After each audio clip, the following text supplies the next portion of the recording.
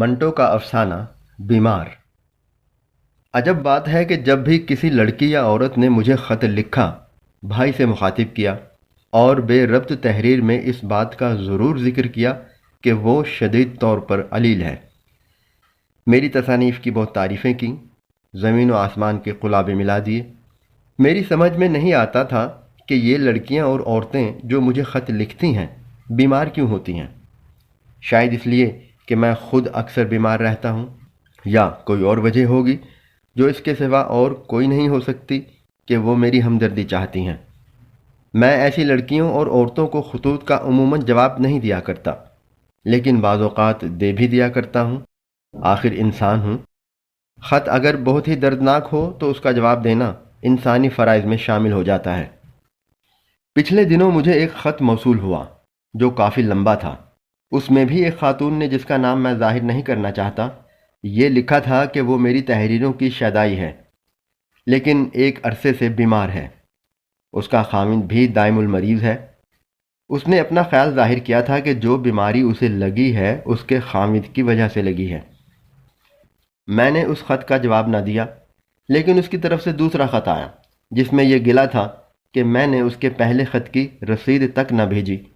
چنانچہ مجھے مجبوراً اس کو خط لکھنا پڑا، مگر بڑی احتیاط کے ساتھ۔ میں نے اس خط میں اس سے ہمدردی کا اظہار کیا۔ اس نے لکھا تھا کہ وہ اور بھی زیادہ علیل ہو گئی ہے اور مرنے کے قریب ہے۔ یہ پڑھ کر میں بہت متاثر ہوا تھا۔ چنانچہ اسی تاثر کے ماتحت میں نے بڑے جذباتی انداز میں اسے یہ خط لکھا اور اس کو سمجھانے کی کوشش کی کہ زندگی زندہ رہنے کے لیے ہے، اس سے مایوس ہو جانا موت ہے۔ اگر تم خود میں اتنی قوت ارادی پیدا کر لو تو بیماری کا نام و نشان تک نہ رہے گا۔ میں پچھلے دنوں موت کے منہ میں تھا، سب ڈاکٹر جواب دے چکے تھے، لیکن میں نے کبھی موت کا خیال بھی نہیں کیا۔ نتیجہ اس کا یہ نکلا کہ ڈاکٹر حیرت میں گم ہو کے رہ گئے اور میں ہسپتال سے باہر نکل آیا۔ میں نے اس کو یہ بھی لکھا کہ قوت ارادی ہی ایک ایسی چیز ہے جو ہر ناممکن چیز کو ممکن بنا دیتی ہے۔ تم اگر بیمار ہو تو خود کو یقین دلا دو کہ نہیں، تم بیمار نہیں، اچھی بھلی تندرست ہو۔ میرے اس خط کے جواب میں اس نے جو کچھ لکھا اس میں سے میں نے یہ نتیجہ اخذ کیا کہ اس پر میرے وعظ کا کوئی اثر نہیں ہوا۔ بڑا طویل خط تھا، 5 صفحوں پر مشتمل۔ اس کی منطق اور اس کا فلسفہ عجیب قسم کا تھا۔ وہ اس بات پر مصر تھی کہ خدا کو یہ منظور نہیں کہ وہ زیادہ دیر تک اس دنیا میں زندہ رہے۔ اس کے علاوہ اس نے یہ بھی لکھا تھا کہ میں اپنی تازہ کتابیں اسے بھیجوں۔ میں نے 2 نئی کتابیں اس کو بھیج دیں۔ ان کی رسید آ گئی۔ بہت بہت شکریہ ادا کیا گیا تھا اور میری تعریفیں ہی تعریفیں تھیں۔ مجھے بڑی کوفت ہوئی۔ جو کتابیں میں نے اس کو بھیجی تھیں، میری نظر میں ان کی کوئی وقت نہیں تھی، اس لیے کہ وہ صرف ہر روز کچھ کمانے کے لیے لکھی گئی تھیں۔ چنانچہ میں نے اسے لکھا کہ تم نے میری 2 کتابوں کی جو اتنی تعریف کی ہے غلط ہے۔ یہ کتابیں محض بکواس ہیں۔ تم میری پرانی کتابیں پڑھو، اس میں تم پوری طرح مجھے جلوہ گر پاؤ گی۔ میں نے اس خط میں افسانہ نویسی کے فن پر بہت کچھ لکھ دیا تھا۔ بعد میں مجھے افسوس ہوا کہ میں نے یہ جھک کیوں ماری۔ اگر لکھنا ہی تھا تو کسی رسالے یا پرچے کے لیے لکھتا۔ یہ کیا کہ ایک عورت کو جس کے تم صورت آشنا بھی نہیں، اتنا طویل اور پرمغز خط لکھ دیا ہے۔ بہرحال جب لکھ دیا تھا تو اسے پوسٹ کرنا ہی تھا۔ اس کا جواب تیسرے روز آ گیا۔ اب کہ مجھے پیارے بھائی جان سے مخاطب کیا گیا تھا، اس نے میری پرانی تصنیفات منگوا لی تھیں اور وہ انہیں پڑھ رہی تھی، لیکن بیماری روز بروز بڑھ رہی تھی۔ اس نے مجھ سے پوچھا کہ وہ کسی حکیم کا علاج کیوں نہ کرائے، کیونکہ وہ ڈاکٹروں سے بالکل نا امید ہو چکی تھی۔ میں نے اسے جواب میں لکھا، علاج تم کسی سے بھی کراؤ، خواہ وہ ڈاکٹر ہو یا حکیم، لیکن یاد رکھو سب سے زیادہ اچھا معالج خود آدمی آپ ہوتا ہے۔ اگر تم اپنی ذہنی پریشانیاں دور کر دو تو چند روز میں تندرست ہو جاؤ گی۔ میں نے اس موضوع پر ایک طویل لیکچر لکھ کر اس کو بھیجا۔ 1 مہینے کے بعد اس کی رسید پہنچی جس میں یہ لکھا تھا کہ اس نے میری نصیحت پر عمل کیا، لیکن خاطر خواہ نتیجہ برآمد نہیں ہوا، اور یہ کہ وہ مجھ سے ملنے آ رہی ہے۔ 2-3 روز میں حیدرآباد سے بمبئی پہنچ جائے گی۔ اور چند روز میرے ہاں ٹھہرے گی۔ میں بہت پریشان ہوا۔ چھڑا چھانٹ تھا مگر ایک فلیٹ میں رہتا تھا جس میں 2 کمرے تھے۔ میں نے سوچا اگر یہ محترمہ آ گئیں تو میں ایک کمرہ ان کو دے دوں گا، اس میں وہ چند دن گزارنا چاہیں گزار لیں، علاج کا بندوبست بھی ہو جائے گا، اس لیے کہ وہاں کا ایک بڑا حکیم میرا بڑا مہربان تھا۔ 6 روز تک آپ یہ سمجھیے کہ میں سولی پر لٹکا رہا۔ اخبار والے نے دروازے پر دستک دی تو میں یہ سمجھا کہ وہ محترمہ تشریف لے آئیں۔ باورچی خانے میں نوکر نے اگر کسی برتن پر راکھ ملنا شروع کی تو میرا دل دھک دھک کرنے لگا کہ شاید یہ آواز اس عورت کے سینڈلوں کی ہے۔ میں ہندو مسلم فسادات کی خبریں پڑھ رہا تھا کہ دروازے پر دستک ہوئی۔ میں یہ سمجھا کہ دودھ والا ہے، چنانچہ میں نے نوکر کو آواز دی، دیکھو رحیم کون ہے؟ رحیم چائے بنا رہا تھا۔ وہ ابلتی ہوئی کیتلی کو وہیں چولہے پر چھوڑ کر باہر نکلا اور دروازہ کھولا۔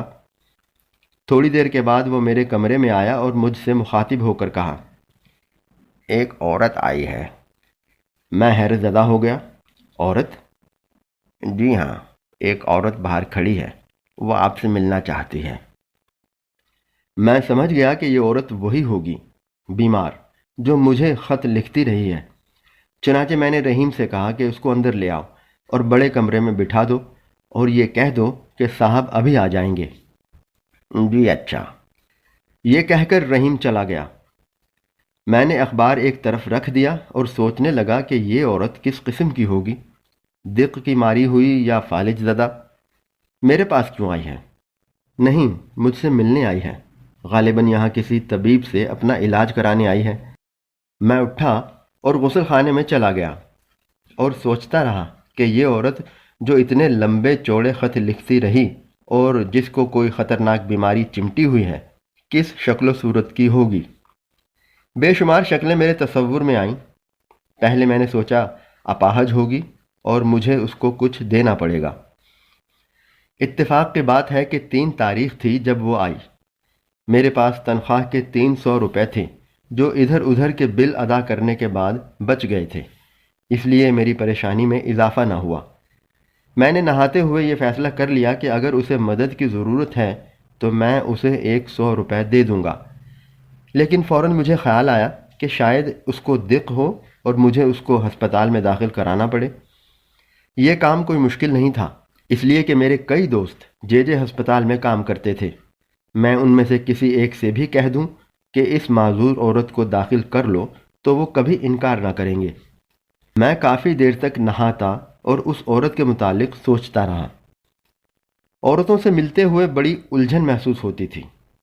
یہی وجہ ہے کہ میں نے ایک جگہ نکاح تو کر لیا، لیکن 1.5 برس تک یہی سوچتا رہا کہ اسے اگر اپنے گھر لے آؤں تو کیا ہوگا۔ جو ہونا تھا وہ تو خیر ہو ہی جاتا، مگر سب سے بڑا مسئلہ جو مجھے پریشان کیے ہوئے تھا یہ تھا کہ جس نے ساری زندگی میں کسی عورت کی قربت حاصل نہیں کی تھی، اپنی بیوی سے کس طرح پیش آتا۔ اب ایک عورت ساتھ والے کمرے میں بیٹھی میرا انتظار کر رہی تھی اور میں ڈونگے پہ ڈونگے بھر کے اپنے بدن پر بیکار ڈال رہا تھا۔ میں اصل میں خود کو اس عورت سے ملاقات کرنے کے لیے تیار کر رہا تھا۔ کافی دیر نہانے کے بعد میں غسل خانے سے باہر نکلا، کمرے میں جا کر کپڑے تبدیل کیے، بالوں میں تیل لگایا، کنگھی کی اور سوچتے سوچتے پلنگ پر لیٹ گیا۔ چند لمحات کے بعد رحیم آیا اور اس نے مجھ سے کہا، وہ عورت پوچھتی ہے کہ آپ کب فارغ ہوں گے۔ میں نے رحیم سے کہا، ان سے کہہ دو بس 5 منٹ میں آتے ہیں، کپڑے تبدیل کر رہے ہیں۔ رحیم جی اچھا کہہ کر چلا گیا۔ میں نے سوچا کہ اب اور زیادہ سوچنا فضول ہے، چلو اس سے مل ہی لیں۔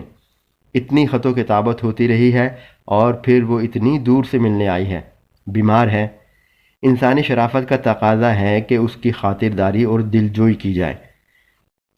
میں نے پلنگ پر سے اٹھ کر سلیپر پہنے اور دوسرے کمرے میں جہاں وہ عورت تھی داخل ہوا۔ وہ برقع پہنے تھی۔ میں سلام کر کے ایک طرف بیٹھ گیا۔ مجھے اس کے برقعے کے سیاہ نقاب میں صرف اس کی ناک دکھائی دی جو کافی تیکھی تھی۔ میں بہت الجھن محسوس کر رہا تھا کہ اس سے کیا کہوں۔ بہرحال میں نے گفتگو کا آغاز کیا۔ مجھے بہت افسوس ہے کہ آپ کو اتنی دیر تک انتظار کرنا پڑا۔ دراصل میں اپنی عادت کی وجہ سے۔ اس عورت نے میری بات کاٹ کر کہا، جی کوئی بات نہیں، آپ خواہ مخواہ تکلیف کرتے ہیں، میں تو انتظار کی عادی ہو چکی ہوں۔ میری سمجھ میں کچھ نہ آیا، میں کیا کہوں، بس جو الفاظ زبان پر آئے اگل دیے۔ آپ کس کا انتظار کرتی رہی ہیں؟ اس نے اپنے چہرے پر نقاب تھوڑی سی اٹھائی، اس لیے کہ وہ اپنے ننھے سے رومال سے اپنے آنسو پونچھنا چاہتی تھی۔ آنسو پونچھنے کے بعد اس نے مجھ سے پوچھا، آپ نے کیا کہا تھا مجھ سے؟ اس کی ٹھوڑی بڑی پیاری تھی، جیسے بنارسی آم کی کیسری۔ جب اس کی نقاب اٹھی تھی تو میں نے اس کی ایک جھلک دیکھ لی تھی۔ میں تو اس کے سوال کا جواب نہ دے سکا، اس لیے کہ میں اس کی ٹھوڑی میں گم ہو گیا تھا۔ آخر اسے ہی بولنا پڑا۔ آپ نے پوچھا تھا تم کس کا انتظار کرتی رہی ہو، جواب سننا چاہتے ہیں آپ؟ جی ہاں، فرمائیے، لیکن دیکھیے کوئی ایسی بات نہ ہو جس سے قنوطیت کا اظہار ہو۔ اس عورت نے اپنی نقاب الٹ دی۔ مجھے ایسا محسوس ہوا کہ کالی بدلیوں میں چاند نکل آیا ہے۔ اس نے نیچی نگاہوں سے مجھ سے کہا، جانتے ہیں آپ میں کون ہوں؟ میں نے جواب دیا، جی نہیں۔ اس نے کہا، میں آپ کی بیوی ہوں، جس سے آپ نے آج سے 1.5 برس پہلے نکاح کیا تھا۔ میں آپ کو لکھتی رہی ہوں کہ میں بیمار ہوں۔ میں بیمار نہیں، لیکن اگر آپ نے اسی طرح مجھے انتظار میں رکھا تو یقیناً مر بھی جاؤں گی۔ میں دوسرے روز ہی اس کو گھر لے آیا، بڑے ٹھاٹھ سے۔ اب میں بہت خوش ہوں۔ یہ واقعہ مجھے میرے ایک دوست نے، جو افسانہ نگار اور شاعر ہے، سنایا تھا، جسے میں نے اپنے انداز میں رقم کر دیا۔ سعادت حسن، منٹو۔